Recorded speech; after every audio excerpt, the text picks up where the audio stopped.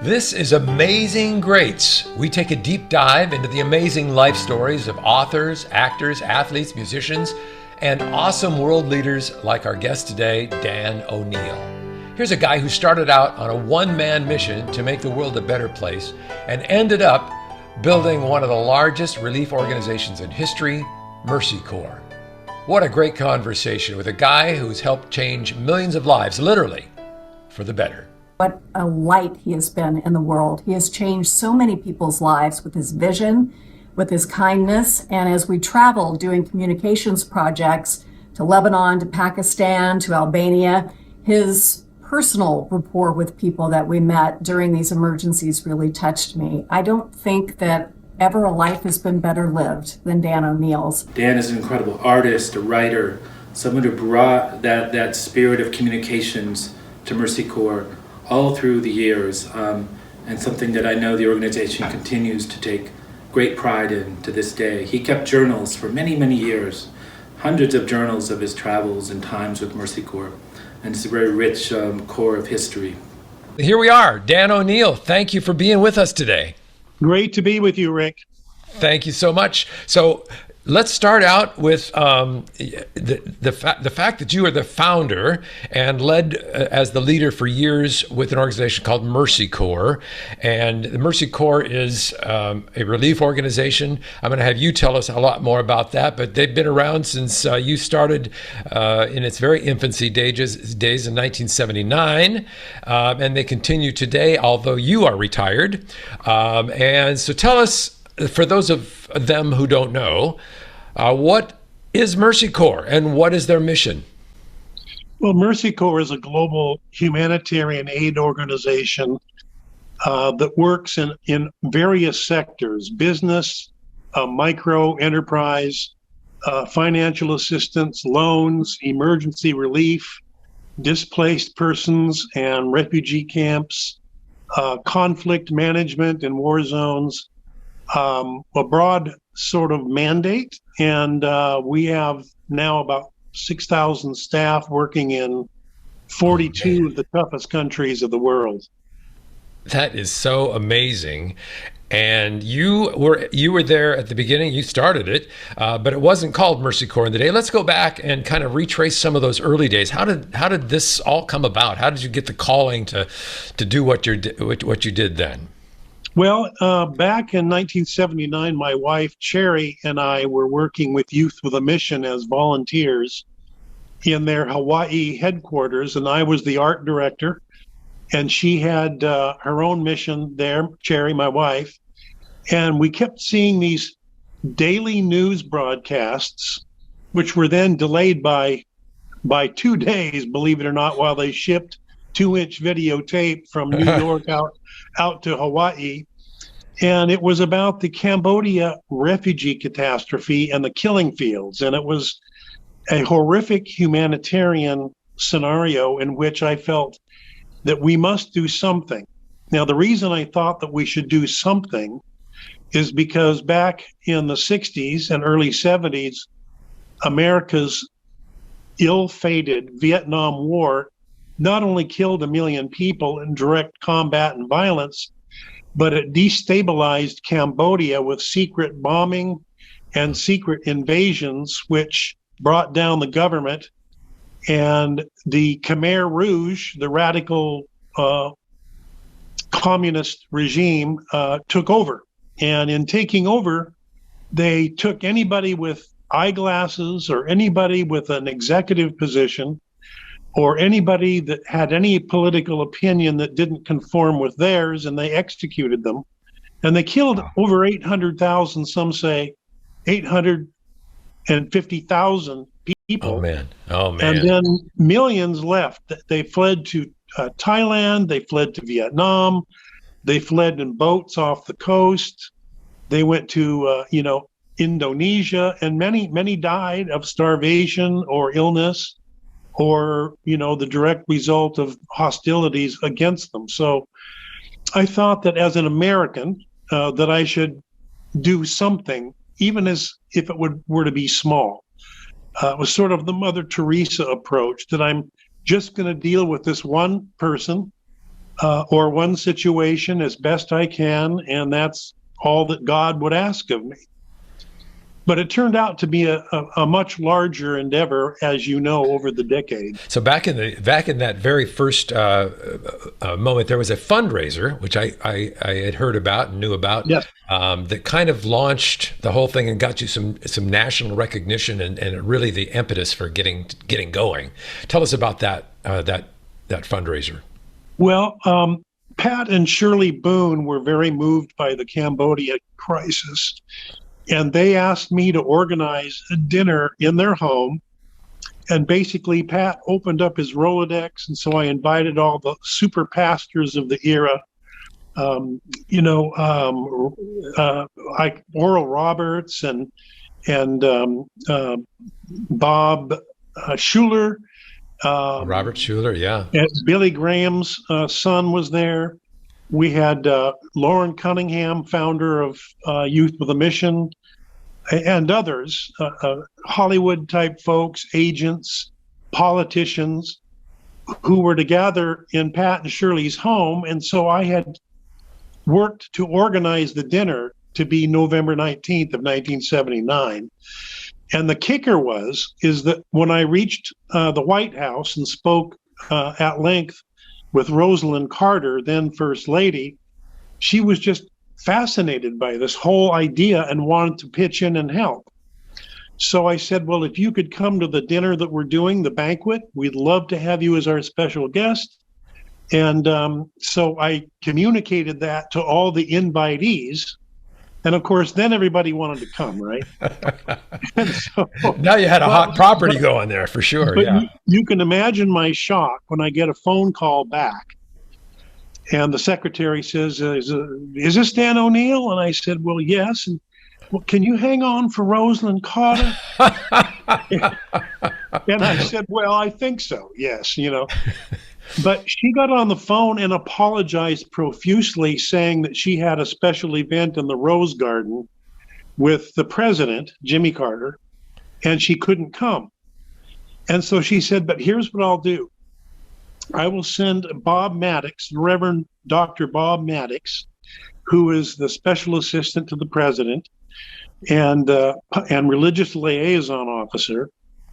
And he'll come to the dinner, and then I will invite all of your guests to be my guests at the Rose Garden and a special dinner at the White House. Oh, my gosh. Oh, my gosh. And so, the dinner came off. Bob was there, and he presented Roselyn Carter's case and said that we should really take advantage of this to raise money and start something that we would call Save the Refugees Fund, which we did. And then Roselyn Carter invited me to come to the White House, which I did, and I consulted with her at length. And she said, so I still want to invite your group. And so we went. We had a dinner at the White House. Roselyn was there. Man, really? She was very kind, and she helped me in the Seattle market to raise money by ordering the U.S. Postal Service to just take anything that said Save the Refugees, Seattle, Washington, and it would reach me, and then we would bank the money and then make special grants to mostly faith-based aid organizations working on the Cambodia-Thailand border, and that's what we did. That was our kickoff. That's amazing. And so for all clarity here, so for those that kind of you mentioned Pat Boone, and that is the Pat Boone we're talking about, the singer, the actor, the Hollywood star, and his wife. And with all transparency here, you happen to be married to the daughter of Pat Boone, who is Cherry Boone, who also you've referenced so far. So just want to get that on the table so everybody knows how that all kind of came together. And sure. You and Cherry have been in kind of this mission ever since then. Pretty much, yeah. We have. I mean, I plunged into it full time. I worked in the early days with no salary as a volunteer. I had a donated office at World Concern in Seattle, and the then executive director Art Beals, who was a family friend, former missionary and Presbyterian minister after that at University Presbyterian Church, he basically gave me a phone and an old metal Army surplus desk. And you were in business. Well, at the loneliest day, Rick, you got to know this. The earliest experience of despair that I had in my life was staring at the phone in this darkened office and not knowing what to do next. Yeah. So I just started making calls, calling people, speaking in churches, flying around the country, doing radio and TV. And it's just like people responded very magnanimously and generously. And we took that faith in us very seriously as a mandate to proceed. When was the first time that did at any time during that initial period did you go to Cambodia? Did you experience the actual on the ground what was going on? Yes, I did. In early 1980, I went to examine the field offices and programs of World Vision, World Concern, Food for the Hungry, Catholic Relief Services, and other organizations that were on the ground in refugee camps on the Cambodia-Thailand border. In fact, the war was still going. We were shelled for a couple days by Cambodian Khmer Rouge artillery, and we had to take cover a few times. There were very generous Thai military folks that took care of us and guided us around, but it was a bit of a baptism in fire. But I'd been in wars before, so you just do what you have to do, keep your head down, and proceed with the mission. Now, 1981 was kind of a pivotal year for you personally and for Mercy Corps. 1981 was the year that you actually became Mercy Corps. Is that correct? Right. We decided that we would go out on our own and legally establish a new legal entity, which I called Mercy Corps. I checked, all the records legally to see that it wasn't already copyrighted or trademarked, and had a volunteer lawyer check all that stuff out. And then in July of 1982, we formally inked the documents in Washington State at the Capitol, taking on the name Mercy Corps as a global agency. And then also that year, you personally had a change in your spiritual life as well, right? Is that the year that I understand that you actually became a Catholic? Yeah, well, that was a longer story. It is a longer story because it was a pilgrimage of many years, and kind of opening the door a crack to the story. I can say that when I lived in Israel in 1973, and by the way, I went through the Yom Kippur War because I lived on a kibbutz in Galilee, and we were right in the heart of that conflict. But I had been searching the scriptures. I had been reading church history and the early church fathers. I was reading books on Jewish history, theologically, and the ecumenical relationship between the faiths. And I was also studying a bit of Islam because they say, in that region, the children of the book are the Jews, the Christians, and the Muslims, because they all come basically as an inheritance from Abraham. So I was raised in an evangelical family full of 8 generations of missionaries and ministers, some of them very, very high profile and well known. But on my own journey, I tapped into the ancient faith in a way that brought me to the realization in 1974 that I should enter the Catholic Church, which is what I did. And is Cherry also Catholic? Yes, it was in April. It was Easter of 1981 that we formally entered the Catholic Church. We were living in Bothell, and it was St. Brendan's parish, and that's But we're very open and welcoming of people of any Christian persuasion and any basic faith persuasion. I think there's, I feel a link with people on that level, but at my heart, I'll always be a Christian. And my experience in conversion, if you will, has enriched my life just immensely. So, yeah. A quick aside, I also went to St. Brendan's. Oh, really? As a Catholic boy, we lived near Bothell, and that was the closest Catholic church to us. And so, yeah, as it turns out, we were probably going to church at the same time in the same place, for gosh sakes. Well, we may have been. Yeah. And we named our son Brendan after our experience at St. Brendan's. Interesting. By the way, Brendan's godfather is John Michael Talbot. I want to hear that story too. Yes. Well, we can tell that whenever you want to. In fact, I think it would be great to bring Johnny on and have him do an interview. Well, if you want to, we can arrange it. I'd love that. For those maybe who are not familiar, John Michael Talbot is kind of the granddaddy of contemporary Christian music. Yes. And you are very close friends of his. Let's talk about that now. How did you guys connect? What's your relationship? Tell us a little bit about that. Well, he had heard that I was a writer, and in a prior life, I wrote. I've written 14 books. I've edited many others, and he said, "So, Dan, this is John Michael Talbot, and you may not know me." He called me on a Saturday morning, right about 6 a.m. And he said, "You probably don't know me, but I've been referred to you as a writer, and I have a story that I've got to tell." And I said, "Well, I know your story. I spent time in the recording studios back in the, CCM days, and so I knew him by name." And we determined that we would meet, and I said, "Let me come out to your, where you are in Indianapolis, and I'll interview you. I'll take notes." And he said, I need a pamphlet. And I came away from that meeting saying, "John, we need a book." So I wrote the book about his life, Troubadour for the Lord, which became a religious best-selling, award-winning biography of John Michael, which is still available online, I think, under the name Signatures. But I wrote the book, and in doing so, we got to know each other very, very well.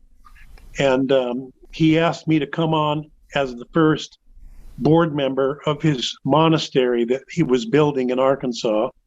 And so I said I would, and I've been on the board ever since. And so we're in regular touch, at least 2 or 3 times a week. We get on the phone and catch up on things and solve problems.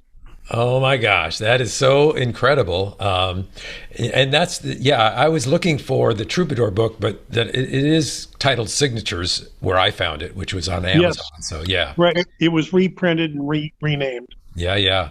Well, that's a great story in and of itself. But I want to jump back before we get too far away from your Mercy Corps story. I want to get back into how things developed after. Also in 1981, something else happened in your life, and that was the birth of your first child, right? Yes, our daughter Brittany, who's now 40 years old and just had her second little baby.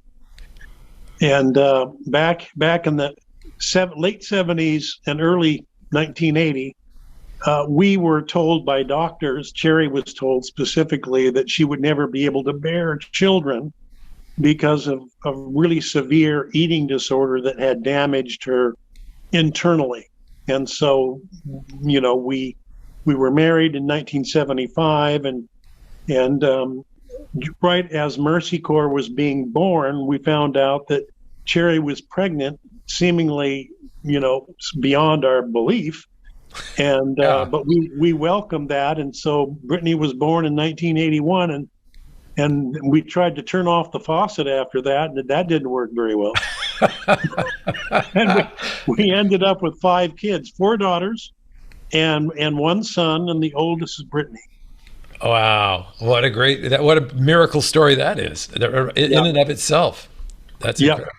Yeah. So when I was reading about you and doing my research on you, it seemed to me like 1981 was this this crazy turnaround year in a lot of ways. That's when you formalized Mercy Corps. That's when you had your first trial. That's when you became Catholic officially. So that was a big year. But then that was still way early in the Mercy Corps years. Tell us a little bit about how that developed from this group of folks that are basically doing fundraisers to raise funds to this giant organization that exists today. Were there highlights along the way that you can kind of share, glimpses of where God was taking care of this project with you? I would have to say yes. I mean, without the infusion of energy and faith and guidance that I think God gave us, I could never have dreamed that we would develop into the sort of powerhouse agency that now exists. Back in those days, in the 80s, there were wars. They were called low-intensity warfare events in El Salvador and Guatemala and Honduras and Nicaragua. You probably know that the U.S. was propping up dictators, and basically that forced the hand of revolutionary leftists to make war against those countries. So the conflict of the region became a very inflamed issue politically, not only down in Central America, but in the U.S. So we went down and worked on several levels: conflict management, and we used diplomats and lawyers to speak to the leaders and bring them together and have off-the-record facilitated brainstorming sessions to get at the issues of peace and the issues that were dividing people. At the same time, we were working with farmers in very, very poor regions, helping to introduce new farming, new fertilization methods, new ways of working the ground and marketing their goods so that they could have a self-sustained, village or town. And so we worked with an organization called Project Global Village, eventually merging them into Mercy Corps. And that took us into an area where we found the inevitable sort of development of this kind of work is you have to address the issue of human rights. So we spoke pretty boldly about human rights issues in the region, and I began to get phone calls from the big agencies. I'm talking about big name recognized organizations, most of them faith-based, saying, hey, Dan, we noticed in your article in the Seattle Times that you were bringing up issues about human rights. And they said, that's just a little too political for us, and we would advise you to really not go there. And so I basically stood up and said, no chance. We are going to speak the truth from the housetops and the rooftops, and we will be discreet and careful, but we will be bold, and we will speak the truth in areas where we feel it needs to be spoken. Now, we found that to happen also in the very war-ravaged, conflict-ravaged Middle East, where Syria and Israel and Jordan and Egypt and even Lebanon were locked in these intractable conflicts. And so we found another sort of fertile field of endeavor in the Middle East where conflict was killing people, and it was destroying societies, and it was creating refugees. So that was another major development. Going back to your question, how did you develop? Yeah. But we also, Rick, went to East Africa, places like Somalia, which had begun to entertain the nascent military group that led to Al-Qaeda. We worked with refugees in Somalia and Kenya and Uganda and Sudan. And our first major government grant was to run truckloads of food and fuel into Ethiopia during the Ethiopia refugee crisis. And we did that for, several years. It was a dangerous semi-covert mission where we would take truckloads of food to sustain refugees in Eritrea and Ethiopia and Tigray province. Wow. And you probably know from the news that Tigray and Ethiopia are now locked in another very destructive cycle of war and combat, and that's affecting the people on the ground, like the civilian population. Jumping back just a quick second, when you made that stance on being bold about the human rights issues and the politics that go along with that, was there pushback? Was there some kind of negative retaliation in that regard, losing of funds or any of those kinds of things? We never lost any funds. There was pushback.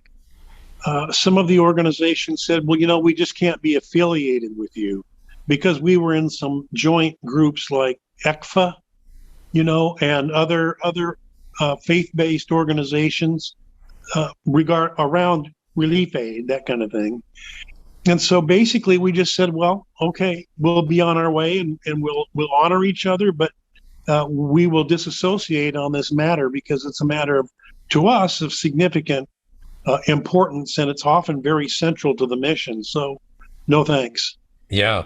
And you did, somewhere along the line, you were originally considered and were a faith-based organization, and that kind of pivoted too, didn't it, at one point? Yeah. Well, in the beginning, we were, as Save the Refugees Fund, it was almost all faith-based folks, ecumenical. We had a Catholic bishop who was deeply involved, and others, John Michael Talbot and others.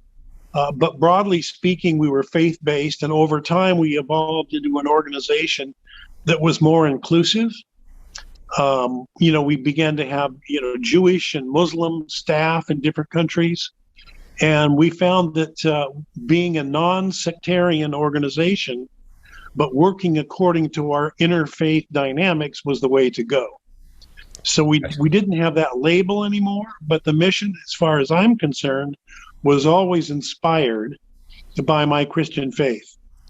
Was during this time that you're talking about, were you hands and feet on the ground yourself? I mean, were you face to face with a lot of the things that were going on in the world? Oh yes, yeah, especially in the earlier days. I was the one that would go out to the breaking situation with, cameras or film. Oftentimes we took a news person with us. King 5 sent crews with us. One of their anchors, Margaret Larson, went to 3 countries with me and did the stories, and then I would bring them back and do radio and TV interviews, informing people, and that would inspire people to team up and to help fund us. And in so doing, I found myself having traveled to, close to 80 countries over all those years. Wow. So yes, and I was in 12 really hot war zones. That's another story. It's one that is recorded. I kept journals, daily journals from April of 1972 until just a couple years ago. So I've got many books stacked, several feet high, with all the stories, every air flight, every war, every, humanitarian trip. Boy. What it would be like to dig through all of that. That's the question's got to come out of that is when's your autobiography coming out? Well, I've been asked by several people, including a couple publishers, to consider doing a memoir. And there are several magazines I've published chapters in. Seattle Times did a major story on one of my visits. It was Rwanda, 1994, the greatest catastrophe I've ever seen. And I told that story, and they said, well, gee, you could write 12 more of these. Yeah. So I'm thinking about it, Rick, and people like you, when you prod me, I'm thinking, there it is. There it is again. Well, you've got all the research. It's all in your journals. All you got to do is pick and pluck out the best of all of that, and you're a writer. So there you go. Yep. Makes too much sense. Well, so tell me, not that I want to mire in the tragedies and the negatives, but can you give us a visual of maybe some of the worst scenarios that you were privy to along the way? Oh man, well, I know, right? The war in 1973 in the Middle East. It was the greatest, most catastrophic war or conflict of the region of all time so far. I was working on a kibbutz, which is like a little small collective farm. I was studying Hebrew and studying Jewish and Christian history. And October 6th of 1973, the ground began to shake. And I was in the kitchen doing KP duty, and I turned to my friend to my right and said, "Is that an earthquake?" And he casually, was an older man, so he knew. He casually said, "No, this is war." And it was Yom Kippur, the holiest day of the year, and nobody worked, no tractors were to run, no airplanes were to fly. It was meant to be silent, a time of reflection and a time of repentance. It's what Yom Kippur is all about. But the ground was shaking, and it was artillery coming down on us from Syria in the Golan Heights. And the war just got more intense from there. And I was asked to work out in the orchards and handle all of the large valves and irrigation systems to keep the crops alive during the war when all the men went to the front lines. Oh, man. So I was sitting in my room at the end of the day, kind of, hot and sweaty and overworked and underpaid. We got $12 a week, Rick. Wow. I bet you'd really like to work for that wage. Yeah, no kidding. But I was sitting in my room, and a representative from the U.S. Embassy came in and said, "Are you Dan ONeill?" And I said, "Well, yes." "Well, we've been informed that you are working here, and we're here to evacuate you." And, my heart was kind of thumping because the racket and din of war, jets and sonic booms and rockets was going on all around us. And there was the temptation to say, yeah, I need to get out of here. But instead, I felt moved to just say, I'm not going. And he said, "Well, are you sure? Because this is going to be your last opportunity. We've got your papers, and you have an hour to pack your stuff, and we'll just go to Tel Aviv." And I just said, "No, I think I'm going to stay." And I turned out to be the last American volunteer to stay on the kibbutz during the war, which lasted 18 days. And you talk about severity. The severity was touring the battlefield with my camera with an Israeli general in a Jeep and photographing the bodies and the planes and helicopters that were shot down, the many, many tanks that were blown up with their crews, and the mass destruction of the area. It was just shocking to see. It was at the end of the war, and we went to an area even beyond where Newsweek and Time Magazine and the network news people could go. We went right up to the Syrian lines, and I photographed and I interviewed people, and then came back with this experience that turned out to be pivotal. You used that term, and it really works in that situation.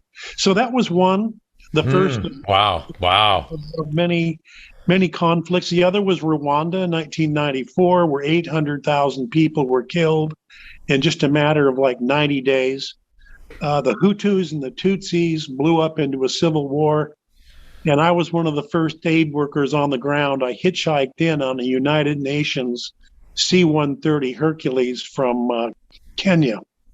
And I was on the ground. I had my backpack, my camera, had nowhere to go. And I was recognized at the airport. There was no, passport control. That had been wiped out. There was no air traffic control. That was gone. But there was this Jeep, and this guy recognized me, and he said, "Hey, we're from Samaritan's Purse." And I knew who they were. Franklin Graham was the CEO, Billy Graham's son, by the way. Mm-hmm. Yeah. And they recognized me and said, "Do you need a place to stay? We got a bunk." And so I said, "Yup." And I just hitchhiked through the town and filed a report, took lots of pictures. But the dismemberment and of the bodies was shocking. There was many people were murdered with hatchets, and machetes were the main tool of destruction. So it was horrific. There was blood, there was skeletal remains strewn along in the ditches, even piled up in churches, and that would have been another, as you rightly said, a very severe situation. And I can't say I escaped the psychological damages of that. That lasted for quite a while for me. Yeah, and then in it was like 2006, I think, you had what you thought was a heart attack, but turns out was not that, but it was just a panic attack, right? And you experienced PTSD. Right. I did. I had numerous panic attacks that I had to suppress. I had a lot of really horrific dreams and sort of visualizations. And I wasn't the kind of guy that went postal. And, I didn't pull a gun on anybody, but it was internalized as sort of like an inner, deep, sort of destructive acid running through the heart of my being that I couldn't escape. And that lasted for quite a while. I was diagnosed by 4 different doctors, and I had some therapy for that. And after having gone through guided meditations and therapeutic sort of assistance from some who were doctors who were friends of mine, I felt the total release from any of that. I don't feel it anymore at all. Oh, good. Okay, that's what I was going to ask. Is there any residuals at this point? But that's great news. Yeah, it's really good news, and it's kind of hard to explain unless you've been there. But it's sort of like when you witness something that's that horrific, and you're in the middle of it. Over time, the same thing happened in Lebanon and Israel and Syria, many of those situations. The Balkans War. I picture it as like a mini camera or a mini tape recorder that's inside of you that is recording all of this. And it's there forever unless you find a way to appropriately digest it. And that's what I had to do, is find a way through various practices of prayerful meditation. That's my question is, how did your faith help in all of that? Was that a key role? Very much. But we know, look, Jesus was anxious. You remember in the Mount of Olives when he was praying with the apostles and they were falling asleep, he was sweating blood, literally, because he knew that it was imminent that he would be tortured to death on a Roman cross. So when the scriptures talk about Jesus identifying with us in every possible way, that is one of them. He experienced high anxiety. And so having felt that, it's a bit comforting to know that, I'm not alone in that. And it's hard. It's not easy. And I don't think anybody who's been that deep into those kind of scenarios really gets away unscathed. I wouldn't think so. Yeah, exactly. But you say my faith. Now, Rick, you mentioned this, and I'm sorry to interrupt. But for me, practicing meditative prayer, contemplative prayer, and practicing mindfulness, which I do a couple times a day, really helped. Now, mindfulness is defined as paying attention all the time, on purpose, without judgment. And that's the foundation that I kind of build my prayer life on. And without that, I think I'd kind of be floundering in the waters again. Yeah. Where along the way, even during some of this, the horrific things that you had to deal with, where was God in all? Where was God in that for you? Where was Jesus for you to try to get through all of that at the time? Where was Jesus? Well, first of all, I internalized Jesus as someone, God, who I have taken into my life. And so Jesus is dwelling within. But then when I see the orphan or the dying person or the beggar or the sick, I also see a dimension of Jesus in them.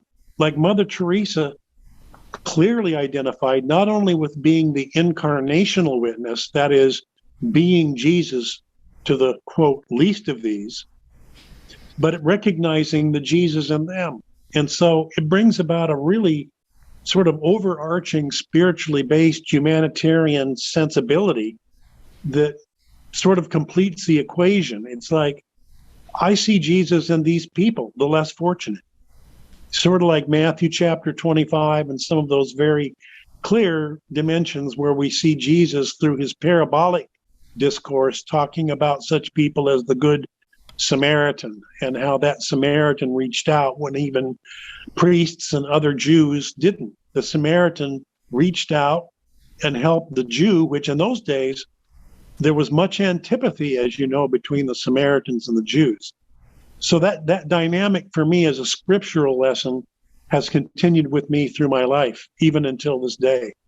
How do you internally justify when you were in these scenarios where there were literally bodies stacked up and dismemberments and all of the ugliness that you saw?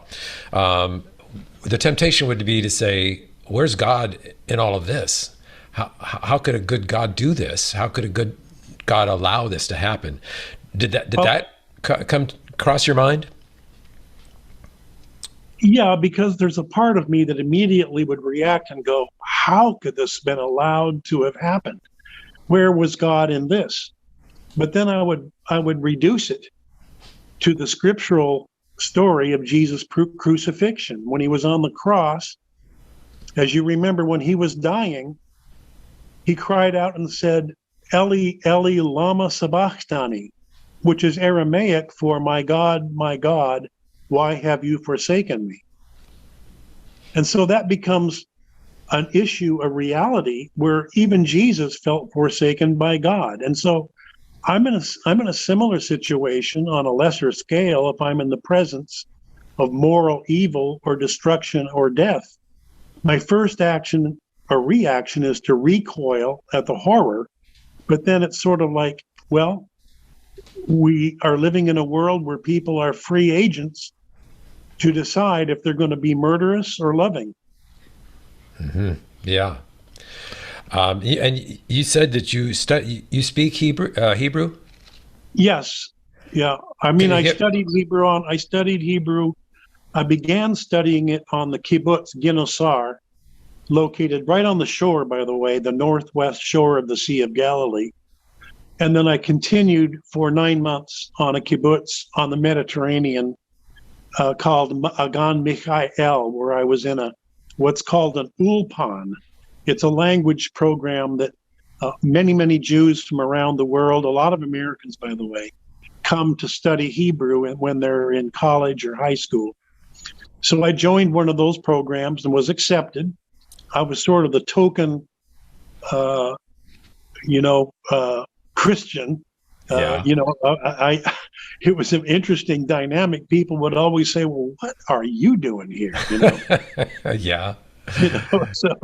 But for me, it was learning the language of the region, getting down into the culture, and exploring the richness of the scriptures. I could actually read, not read them well, but I could read the Jewish Bible a bit, and I could write, and I'm a little rusty now, but when I go back to see people, like my closest friend of all my Middle East friends is an Israeli named Moshe. And we're the same age. We were actually born the same month as the state of Israel was born in May of 1948. And when I visit him, I can slip right back into the accent and to the words. And so, it's nice to be able to know a few words, in Arabic as well. Yeah. So, So what are you gonna? What's? You seem like you're so full of life and so full of passion to this day. The question's got to be, what's next for you? You got plans? Are you going to sit around and watch Jeopardy, or what's gonna happen? No, I don't watch Jeopardy, but you know, I have to say I'm a newsaholic. I watch CNN. I listen to NPR radio. I listen to the BBC for 1 hour every day. I read the Seattle Times and sometimes the New York Times, so I'm kind of a newsaholic. But when people ask me, they say, "Well, ONeil, what are you going to do now?" And basically, I've said, well, I'm going to visit my 96-year-old mother in Shelton, Washington, who's Oh my living gosh.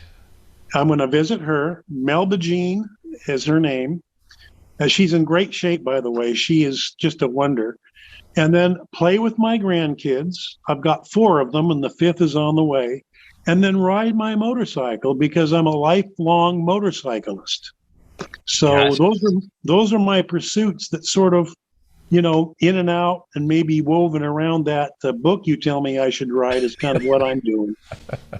I have a suspicion that's you're gonna relax and do that for a while, but there's something inside you that says I got to do something. I got to do something meaningful too, and I think that book is what we're waiting for. So It might be. I think it could be the foundation for continuing to tell the story. I mean, part of what I do, Rick, and I think as a radio guy, you know this. Part of what I did as an aid worker guy and a fundraiser, which I was, is storytelling. Really getting the story down, concise, compelling, convicting, and motivating. And so as long as I can be a storyteller in some regard, I think that'll be enough for me until I see more specificity in the mission, so to speak. thank you so much for your time. This has been enlightening. It's been fun. It's been informative. You're a great guest, and I appreciate that. So God bless you, Dan. Thanks. Blessings to you, Rick. Thank you so much. Wow. Another awesome look into how God works through the faithfulness of great guys like Dan ONeil. Thanks for joining us and supporting Amazing Greats. Check out our website at www.amazinggreats.net with our complete library of episodes there, plus a handy resource for some compelling videos that we found for you, as well as all the latest scoop on contemporary Christian music and tips on other similar podcasts that you might enjoy as well. Amazing Greats is a voluntary project, but donations are accepted on our website just to help us in outreach and to spread these great stories. Every dime goes to finding new listeners. Amazing Greats is published every other Wednesday, and it's published by our producer and editor, Clem Daniels. Until next time, God bless.